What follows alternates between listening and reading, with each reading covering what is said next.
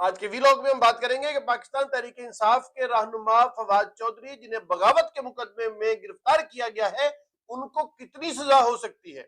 हम बात करेंगे कि इंटेलिजेंस अदारे पाकिस्तान के कामयाब हो गए हैं और उन्होंने भारत की एक मजमूम साजिश को बेनकाब कर दिया है। तफसील आपको अपने वीलॉग में बताएंगे। आज के व्लॉग में हम आपको यह भी बताएंगे कि निगरान वजीर आला पंजाब मोहसिन रजा नकवी को किस बुनियाद पर ओहदे से हटाया जा सकता है। मुअज़्ज़ज़ ख़वातीन हज़रात, अस्सलाम वालेकुम। आप देख रहे हैं रेड लाइन न्यूज यूएसए और पाकिस्तान से ताज़ा तरीन और गर्मा गर्म खबरों के साथ मैं हूं शफकत मीर संधू एडवोकेट। आज का वीलॉग हमने थोड़ा देर से इसलिए आप तक पहुंचाया है कि इंतजार कर रहे थे कि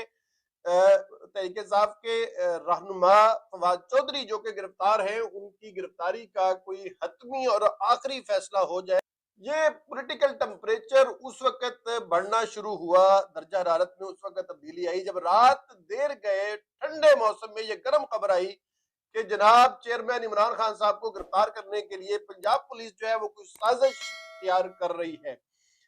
ये जब ऐलान हुआ पाकिस्तान तहरीक इंसाफ की ऑफिशियल साइट के ऊपर, तो हजारों लोग इमरान खान के चाहने वाले कारकुनान पाकिस्तान तहरीक इंसाफ के वो जमान पार्क में जनाब इमरान खान की रहायश का, जो कि अब सियासी सरगर्मियों का मरकज भी है, वहां पर जमा हुए और उन्होंने एक हसार कायम कर लिया और रेड लाइन करार दिया कि अगर इमरान खान साहब तक कोई पहुंचेगा तो पहले वो हमारे ऊपर से गुजरेगा। अभी ये हालात चल रहे थे, वहां पर जो है एक तकरीर की, एक प्रेस कॉन्फ्रेंस की, मीडिया से टॉक की जनाब फवाद चौधरी ने, जिसमें उन्होंने करार दिया कि इलेक्शन कमीशन जो है वो जानबदार हो गया है और हुकूमत का मुंशी होने का सबूत दे रहा है। यानी ये अल्फाज थे जो गिरफ्त में आए और अभी वो वहां से निकल के घर की तरफ जा रहे थे या घर पहुंच चुके थे कि उन्हें जो है नामालूम अफराद ने गिरफ्तार कर लिया। और उनकी गिरफ्तारी का सुनकर जो है वो फर्रुख हबीब, जो कि पाकिस्तान तहरीक इंसाफ के एक और मरकजी रहनुमा है, उन्होंने फॉलो किया उन गाड़ियों को, उस दस्ते को जो जनाब फवाद चौधरी को गिरफ्तार करके लेके जा रहा था। और बाद फुटेज भी सामने आई कि उन्होंने टूल प्लाजा के सामने उनको रोकने की और फिजिकली कोशिश की कि वो फवाद चौधरी को रोक पाए, लेकिन वो नहीं रोक सके। बाद ये केस जो है वो लाहौर हाईकोर्ट में चला गया, जहां पर फवाद चौधरी को नामालूम अफराद की जानब से अगवा या गिरफ्तार करने के बारे में पिटीशन दायर की गई। और उस वक्त फिर एक हमाद अजहर ने जो है वो प्रेस कॉन्फ्रेंस की और उसमें उन्होंने अनाउंस किया कि अगर फिलफौर ये नहीं बताया जाता कि फवाद चौधरी कहाँ है, किसकी गिरफ्त में है, उनके ऊपर क्या मुकदमा है, तो पाकिस्तान भर में पाकिस्तान तहरीक इंसाफ जो है वो एहतजाज की कॉल देने जा रही है। तब फिर यह न्यूज जो है वो फ्लैश कर गई कि इस्लामाबाद पुलिस ने गिरफ्तार किया है जनाब फवाद चौधरी को, और फिर उन्हें कैंट कचहरी जो है लाहौर के अंदर जो है अदालत में पेश कर दिया गया। वहां से उनके मेडिकल टेस्ट के बाद उनको इस्लामाबाद ले जाने की इजाजत दी गई। और जब वो लाहौर से अभी निकले नहीं थे, उनके टेस्ट हो रहे थे, तो लाहौर हाई कोर्ट के अंदर जो है वो पिटीशन चली गई। उस पिटीशन में जज साहब ने, जस्टिस ने ये ऑर्डर पास किया कि फवाद चौधरी को लाहौर हाई कोर्ट के अंदर पेश किया जाए और उसका 1:30 बजे का टाइम मुकर्रर हुआ, लेकिन 1:30 बजे उनको वहां पर पेश नहीं किया गया। अदालत के अहकामात की धज्जियां उड़ाई गई। उसके बाद अदालत ने मजीद वक्त देते हुए 3 बजे का वक्त दिया। जब 3 बजे भी पेश नहीं किया गया तो फिर अदालत ने ये हुक्म सादर किया और रिमार्क्स पास किए कि अदालत जानती है कि उसने अपने अहकामात पर अमल कैसे कराना है, और उन्होंने आईजी इस्लामाबाद और आईजी पंजाब दोनों को शाम 6 बजे अदालत में हाजिर होने का परवाना जारी किया। बाद ये खबर पता चली कि फवाद चौधरी को लेकर जो है इस्लामाबाद पुलिस इस्लामाबाद पहुंच चुकी है और इस्लामाबाद में थाना कोसार के अंदर उनके ऊपर मुकदमा है। और वो मुकदमा कोई छोटा मोटा, कोई आम मुकदमा नहीं है, वो 124A पीपीसी के तहत दर्ज शुदा बगावत का, सिडेशन का मुकदमा था। उसके अलावा 153A और 506 और 505 पीपीसी भी उसके ऊपर जो है वो दर्ज की गई थी। 4 दफात के तहत यह मुकदमा दायर किया गया था, यह मुकदमा दर्ज किया गया था, जिसमें फवाद चौधरी को गिरफ्तार किया गया था। और उसकी फिर जब कॉपी सामने आई तो उसमें पता चला कि उसके अंदर ये लिखा हुआ है कि सेक्रेटरी इलेक्शन कमीशन ने सुबह की जो स्पीच थी फवाद चौधरी की, उसके मतन को दर्ज करके एप्लीकेशन दी है कि फवाद चौधरी ने इलेक्शन कमीशन के जो अफसरान हैं, जो मुलाजमीन हैं, उनको हरासा किया है, उनको धमकियां दी हैं, और ये इलेक्शन का जो अमल है, जो इंतखाबी अमल आगे आने वाला है, ये उसके अंदर भी रुकावटें डालने के मुतरादिफ है। लिहाजा ये बगावत के तहत मुकदमा दर्ज किया जाए, और वो मुकदमा दर्ज हो गया। बादशाह इलेक्शन कमीशन की जानब से दर्ज इस मुकदमे में फवाद चौधरी को इस्लामाबाद में थाना कोसार के ड्यूटी मजिस्ट्रेट नवीद खान की कोर्ट में पेश किया गया।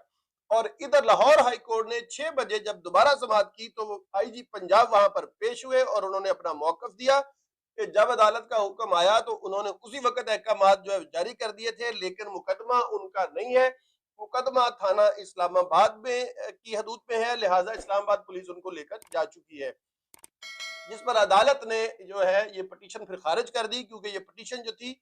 वो उनको जो है वो अगवा करने की या उनके गायब होने की थी, जो उन्होंने इस ऑर्डर के साथ जो है वो खारिज कर दी कि चूंकि उनका पता चल चुका है कि इस्लामाबाद में उनके ऊपर मुकदमा है और इस्लामाबाद पुलिस ने उनको हस्बे ज़ाब्ता गिरफ्तार किया है, लिहाजा लाहौर की पिटीशन जो है वो खारिज हो गई। और इस्लामाबाद में जो है वो उनकी गिरफ्तारी के बाद रिमांड लेने के लिए जो है वो उनको पेश किया गया। रिमांड के दौरान जो है वो 8 रोज का रिमांड इस जो है वो बुनियाद पर मांगा गया, जिसपे इलेक्शन कमीशन के वकील ने कहा कि उन्हें फोटोग्रामेट्री और स्पीच मैचिंग का जो टेस्ट है वो अभी फवाद चौधरी का लेना है, और उनसे लैपटॉप और उनके मोबाइल फोन की जो चीजें हैं वो उन्होंने रिकवर करनी है। लिहाजा 8 दिन के लिए जिस्मानी रिमांड जो है वो मंजूर किया जाए। जबकि फवाद चौधरी के जो वकाला वहां पर पेश हुए, जिनमें अली बुखारी एडवोकेट थे और इस्लामाबाद हाईकोर्ट बार के जो नौ मुंतखब सदर हैं कैसर इमाम, वो बतौर वकील फवाद चौधरी वहां पर पेश हुए। उन्होंने दलाइल दिए कि ये बगावत का मुकदमा नहीं बनता। उनके चीता चीता दलाइल ये थे कि चूंकि फवाद चौधरी ने जो तकरीर की है मुबैना तौर पर, वो तकरीर जो है अगर वो हेड स्पीच है भी या वो कोई काबिल गिरफ्त मवाद है भी, तो वो लाहौर में स्पीच हुई है, इस्लामाबाद की जुरिस्डिक्शन नहीं बनती है। वो मुकदमा लाहौर में दर्ज हो सकता था और ये इस्लामाबाद में दर्ज नहीं हो सकता था। दूसरा उनका जो एक उन्होंने अपने जो आर्गूमेंट्स पेश किए उसके अंदर ये दलील थी कि उन्होंने जो धमकी कहा जा रहा है, वो धमकी के बारे में लिखा गया है कि जो इलेक्शन कमीशन के मुलाजमीन और अफसरान हैं उनके अंदर जो है वो खौफ फैल गया है। तो उन्होंने कहा कि किसी भी सरकारी मुलाजम का, इलेक्शन कमीशन के मुलाजम का बयान साथ लगा हुआ नहीं है कि वो खौफजदा हुए भी है या नहीं। तो सेक्रेटरी इलेक्शन कमीशन को ख्वाब कैसे आ गया, वो उनके दिलों में घुसकर कैसे उन्होंने देख लिया कि वो जो है खौफजदा हो गए हैं। फिर ये भी दलील दी गई कि ये कोई जो है वो दहशतगर्दी का केस तो है नहीं कि जिसमें कोई गोली जो है वो आपने बाजियाब करानी है या जिसकी रिकवरी मतलूब है, लिहाजा जो है वो इनकी जमानत मंजूर की जाए, जिसकी समाअत के बाद वो फैसला जो है मैं महफूज कर लिया गया। अब देखना यह है कि ये गिरफ्तारियां जो इमरान खान की होने जा रही हैं या ये जो फवाद चौधरी की गिरफ्तारी हुई है, ये गिरफ्तारियों का कोई सिलसिला है जो शुरू हो चुका है या शुरू होने जा रहा है, इसको लेकर सारा दिन जो है वो डिबेट बनी रही है कि पीटीआई के रहनुमा ये कह रहे हैं कि ये इस वक्त जो है वो बहुत सारी कुव्वतें पीटीआई का रास्ता रोकने के लिए, इंतखाबी अमल में उनकी जीत का रास्ता रोकने के लिए इकट्ठी हो गई हैं, लेकिन वो हिम्मत नहीं हारेंगे, वो रुकेंगे नहीं, वो झुकेंगे नहीं। और इसी जिम्न में जनाब इमरान खान ने फिर प्रेस कॉन्फ्रेंस की शाम के वक्त, उन्होंने खिताब किया पब्लिक से, अवाम से और कौम से, जिसमें उन्होंने कहा कि ये कोई ऐसा मुकदमा नहीं था जो कायम किया जाता और फवाद चौधरी को जो है बगैर एफआईआर दिखाए, वो एक बेहतरीन सुप्रीम कोर्ट का मारूफ लॉयर भी है और पार्टी तर्जमान है, एक अहम सियासतदान है, साबिक वफाकी वजीर है, उसको इस तरह से गिरफ्तार किए जाने की वो मजम्मत करते हैं। और उन्होंने कहा कि मुझे पता है कि आगे आप लोग या ये लोग जो हैं वो क्या करने जा रहे हैं, लेकिन हम रुकेंगे नहीं और हम देखेंगे कि किस हद तक कौन कौन जाता है, और हम अपने मिशन को जो है वो जारी रखेंगे। और उन्होंने बहुत ज्यादा तनकीद का निशाना बनाया जनाब नकवी साहब को, जो कि निगरान वजीर आला पंजाब है। उन्होंने कहा कि क्या वो जरदारी का बेटा नहीं बना हुआ है, क्या वो रजीम चेंज ऑपरेशन का एक बाकायदा तौर पे हिस्सा नहीं रहा है, क्या वो जो है वो एक जानबदार शख्स नहीं है। जब ये सब कुछ पता था इलेक्शन कमीशन को, तो फिर क्या इसलिए इलेक्शन कमीशन ने उन्हीं को निगरान वजीर आला नामजद किया है, ये सब कुछ जानते हुए? क्या किसी खास जो है वो मिशन के तहत उनको नामजद किया गया है? ये सवाल उन्होंने इलेक्शन कमीशन से पूछे हैं और उन्होंने अदालतों से जो है वो उन्होंने हम्बल रिक्वेस्ट की है कि ये वक्त है कि अदलिया जो है वो मैदान में आए, और जो रूल ऑफ लॉ की खराब तरीन पोजीशन है पाकिस्तान में, जो कि पूरी दुनिया के लिए एक मजहिका खेज सूरत बनी हुई है, उसके अंदर अदलिया जो है वो अपना किरदार अदा करे और कौम को और पाकिस्तान तरीके इंसाफ को और अवाम को और अवाम के मैंडेट को जो है वो तहफ़्फ़ुज़ फराहम करे। और एक जो बेयकीनी की कैफियत है पूरे पाकिस्तान के अंदर के कोई लॉ फॉलो नहीं किया जा रहा है, किसी वाक़े के अंदर कोई रूल फॉलो नहीं किया जा रहा है।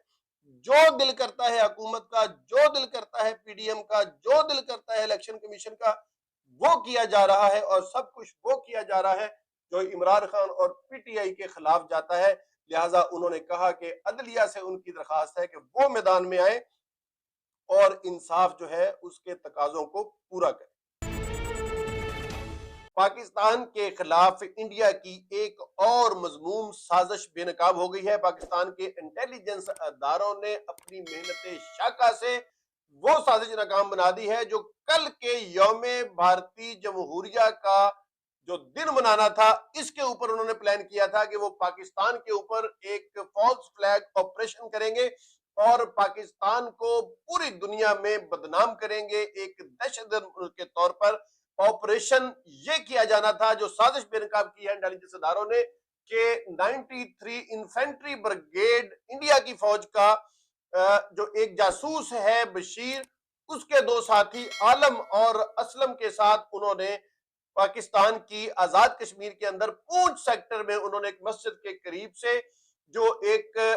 बाउंड्री लाइन है उसको धमाके से उड़ाना था और धमाके से उड़ाकर उन्होंने दरअंदाजी की कोशिश करनी थी भारत की जो मकबूजा कश्मीर है उसकी सरहद के अंदर। और वहां पर यह प्लान तैयार था कि भारतीय फौज और भारतीय पुलिस वहां पर उन लोगों को गिरफ्तार करके तो मीडिया के सामने पेश करेगी और रिकवरी का भी एक ढोंग रचाया जाएगा। और इस सारे मंसूबे को नाकाम बना दिया है पाकिस्तान की बहादुर फौज ने और जान देने का जज्बा रखने वाले हमारे इंटेलिजेंस अदारों के सपूतों ने। और उन्होंने उनका पूरे का पूरा स्क्रिप्ट जो है वो हासिल कर लिया है और मीडिया के सामने उन्होंने उसको बयान कर दिया है, उसको साफ बता दिया है कि ये प्लान 93 इन्फेंट्री ब्रिगेड इंडिया के अंदर तैयार हुआ और उनका जासूस बशीर जो कि आजाद कश्मीर के अंदर मौजूद है और उसके साथ ही आलम और असलम, ये तीनों लोग मिलकर आजाद कश्मीर के कुछ लोकल लोगों को साथ मिलाकर उनका इस्तेमाल करते हुए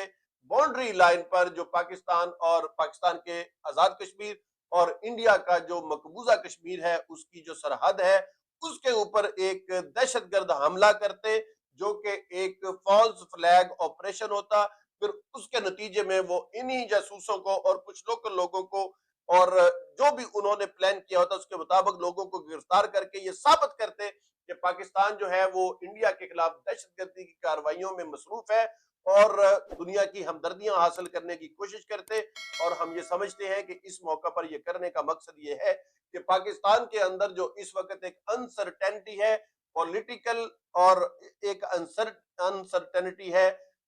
फिस्कल यानी कि मुआशी बुनियादों पर भी और सियासी बुनियादों पर भी, पाकिस्तान के हालात इस वक्त जो है वो अबतर है। और इस नाजुक मौका का फायदा उठाने के लिए बीजेपी की हुकूमत ने ये एक मजमूम साजिश तैयार की थी जिसे पाकिस्तान के नहायत काबिल अफसरान ने